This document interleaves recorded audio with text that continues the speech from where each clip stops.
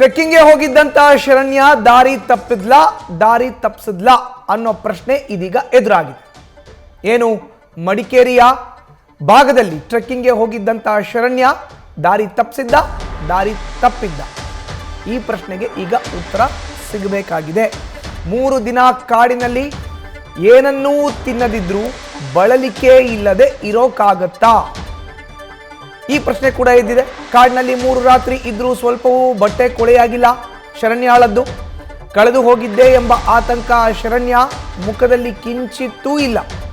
ಪತ್ತೆ ಬಳಿಕ ಸಾಕಷ್ಟು ಅನುಮಾನ ಚರ್ಚೆಗೆ ಕಾರಣವಾಗಿದೆ. ಶರಣ್ಯ ಕೇಸ್ ಆಕೆ ಪತ್ತೆಯಾದ ಕೆಲ ಗಂಟೆಗಳಲ್ಲೇ ಕೇರಳಕ್ಕೆ ಹೋಗಿದ್ದಾರೆ. ಪೊಲೀಸರ ನಡೆ ಕೂಡ ಈಗ ಅನುಮಾನಕ್ಕೆ ಕಾರಣ ಆಗಿದೆ. ನೋಡಿ, 3 ರಾತ್ರಿ 4 ಹಗಲು ಆಕೆ ಕಾಡಿನಲ್ಲಿ ಏಕಾಂಗಿಯಾಗಿ ಕಳೆದಿದ್ಲು. ಬಟ್ ಬಟ್ಟೆ ಗಲೀಜಾಗಿಲ್ಲ, ತಿನ್ನಕ್ಕೆ ಆಹಾರ ಇಲ್ಲ ಅಂತ ಇಲ್ಲ, ಬಳಲೇ ಇಲ್ಲ, ಆಕೆ ಆರಾಮಾಗಿದ್ದಾಳೆ.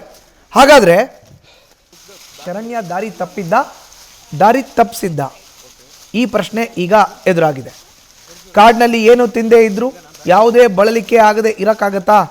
3 ರಾತ್ರಿ ಇದ್ರೂ ಕೂಡ ಸ್ವಲ್ಪನೂ ಬಟ್ಟೆ ಗಲೀಜಾಗಿಲ್ಲ ಶರಣ್ಯ ಹಾಕೊಂಡಿದ್ದು.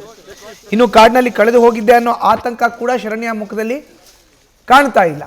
ಈಗ ಯಾರಾದರೂ ಸಪೋಸ್ ಮಿಸ್ಸಿಂಗ್ ಆದರೆ ಅವ್ರ ಫ್ಯಾಮಿಲಿಗೆ ಆತಂಕ ಇರುತ್ತೆ, ಬಟ್ ಮಿಸ್ ಆದವ್ರಿಗೂ ಕೂಡ ಅಷ್ಟೇ ಆತಂಕ ಇರುತ್ತೆ.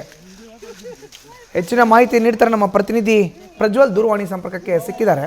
ಪ್ರಜ್ವಲ್, 3 ರಾತ್ರಿ 4 ಹಗಲು ಆಕೆ ಕಾಡಿನಲ್ಲಿ ಏಕಾಂಗಿಯಾಗಿ ಕಳೆದಿದ್ದಾಳೆ. ಬಟ್ ಸಿಕ್ಕ ಬಳಿಕ ಆಕೆ ಮುಖದಲ್ಲಿ ಯಾವುದೇ ಗೊಂದಲ, ಆತಂಕ, ಟೆನ್ಷನ್ ಏನೂ ಕಾಣಿಸ್ತಾ ಇಲ್ಲ. ಹಾಗಾದ್ರೆ ಶರಣ್ಯ ದಾರಿ ತಪ್ಪಿಸಿದ್ದ ಅನ್ನೋ ಪ್ರಶ್ನೆಗೆ ಉತ್ತರ ಸಿಗಬೇಕಾಗಿದೆ. ಪ್ರಜ್ವಲ್.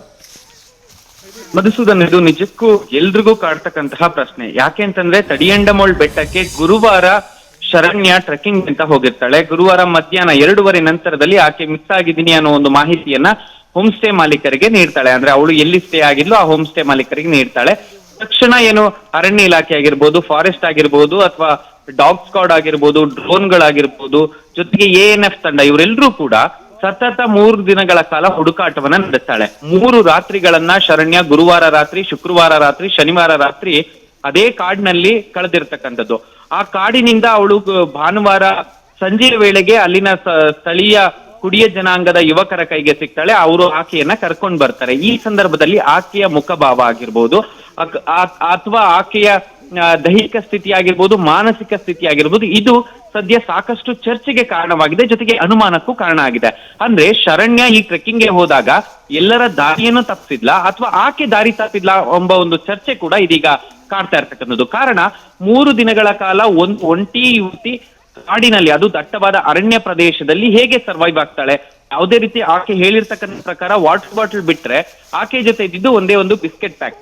ಆ ಬಿಸ್ಕೆಟ್ ಪ್ಯಾಕ್ ಅನ್ನ ತಿನ್ಕೊಂಡು 3 ದಿನಗಳ ಕಾಲ ಹೇಗೆ ಜೀವಿಸೋಕ್ಕಾಗತ್ತೆ? ಜೊತೆಗೆ ನೀರನ್ನೇ ಕುಡಿದು ಜೀವಿಸ್ತೆ ಅಂತ ಹೇಳೋದಾದ್ರೆ ಆಕೆಯ ಮುಖದಲ್ಲಿ ಕೊಂಚವಾದ್ರೂ ಆ ಒಂದು ಭಯ ಕಾಡ್ಬೇಕಿತ್ತು, ಆತಂಕ ಕಾಡ್ಬೇಕಿತ್ತು. ಜೊತೆಗೆ ಆಕೆ ಅಲ್ಲಿಂದ ಹೊರಬರುತ್ತಕ್ಕಂಥ ಸಂದರ್ಭದ ವಿಡಿಯೋಗಳನ್ನ ನಾವು ನೋಡ್ತಾ ಇದ್ರೆ ಆಕೆ ತುಂಬಾ ಫಿಸಿಕಲಿ ಫಿಟ್ ಇದ್ದಾರೆ. ಯಾವುದೇ ರೀತಿ ಬಳಲಿಕೆ ಆಕೆಯಲ್ಲಿ ಕಾಣ್ತಾ ಇಲ್ಲ. ಇನ್ನು ಪ್ರಮುಖವಾಗಿ ಗಮನಿಸಬೇಕಾದ ವಿಚಾರ ಅಂತಂದ್ರೆ ಆಕೆ ಕಳೆದು ಹೋದ ದಿನಗಳಲ್ಲಿ ಸಾಕಷ್ಟು ಮಳೆ ಕೂಡ ತಡಿಯಂಡಮೋಳ್ ಬೆಟ್ಟ ತಪ್ಪಲಿನಲ್ಲಿ ಆಗಿರ್ತಕ್ಕಂಥದ್ದು. ಈ ಸಂದರ್ಭದಲ್ಲಿ ಆಕೆಯ ಬಟ್ಟೆಗೆ ಒಂದು ಸ್ವಲ್ಪವೂ ಗಲೀಜು ಕೂಡ ಆಗಿಲ್ಲ. ಆಕೆಯ ಮನಸ್ಥಿತಿ ಕೂಡ ತುಂಬಾ ಫಿಸಿಕಲಿ ಫಿಟ್ ಇದ್ದಾರೆ, ಯಾವುದೇ ರೀತಿ ಆತಂಕ ಇಲ್ಲ. ಹೀಗಾಗಿ ಸಾಕಷ್ಟು ಅನುಮಾನ ಕಾಡ್ತದೆ. ಇನ್ನು ಪ್ರಮುಖವಾಗಿ ಶರಣ್ಯ ಏನು ಅಲ್ಲಿಂದ ಬರ್ತಾರೆ, ಅವರು ಬಂದ ತಕ್ಷಣ ಮುಖ್ಯಮಂತ್ರಿಗಳ ಕಾನೂನು ಸಲಹೆಗಾರರು ಹಾಗೂ ವಿರಾಜಪೇಟೆ ಕ್ಷೇತ್ರದ ಶಾಸಕರಾದ AS ಪೊನ್ನಣ್ಣನವರೇ ಖುದ್ದು ತಮ್ಮ ಕಾರ್ನಲ್ಲಿ ಆಕೆಯನ್ನ ವಿರಾಜಪೇಟೆ ಆಸ್ಪತ್ರೆಗೆ ಕೂಡ ಕರ್ಕೊಂಡು ಹೋಗ್ತಾರೆ. ಅಲ್ಲಿ ಆಕೆಯ ಆರೋಗ್ಯದ ಏನೊಂದು ಪರೀಕ್ಷೆ ಕೂಡ ನಡೆಯುತ್ತೆ. ಪರೀಕ್ಷೆ ನಡೆದಂತ ಸಂದರ್ಭದಲ್ಲಿ ಯಾವುದೇ ರೀತಿ ತೊಂದರೆ ಇಲ್ಲ ಅಂತ ಒಂದು ವಿಚಾರವನ್ನು ಕೂಡ ಡಾಕ್ಟರ್ ಹೇಳಿರ್ತಕ್ಕಂಥದ್ದು. ಇದಾದ ಬಳಿಕ ಪೊನ್ನಣ್ಣ ಅವರೇ ಖುದ್ದು KC ವೇಣುಗೋಪಾಲ್ ಅವರು ಏನು ಈ ಒಂದು ಪ್ರಕರಣದಲ್ಲಿ ಸಾಕಷ್ಟು ಮುತುವರ್ಜಿಯನ್ನ ವಹಿಸಿದ್ರು, ಅವರಿಗೆ ಕೂಡ ವಿಡಿಯೋ ಕಾಲ್ ಅನ್ನ ಕೂಡಿ ಮಾಡಿ ಮಾತನಾಡ್ತಿರ್ತಕ್ಕಂಥದ್ದು. ಜೊತೆಗೆ ಇಷ್ಟೆಲ್ಲ ನಡೆದ ಬಳಿಕ ರಾತ್ರಿಯ ಆಕೆಯನ್ನ ಕೇರಳಕ್ಕೆ ಕಳುಹಿಸಿಕೊಟ್ಟಿರ್ತಕ್ಕಂಥದ್ದು.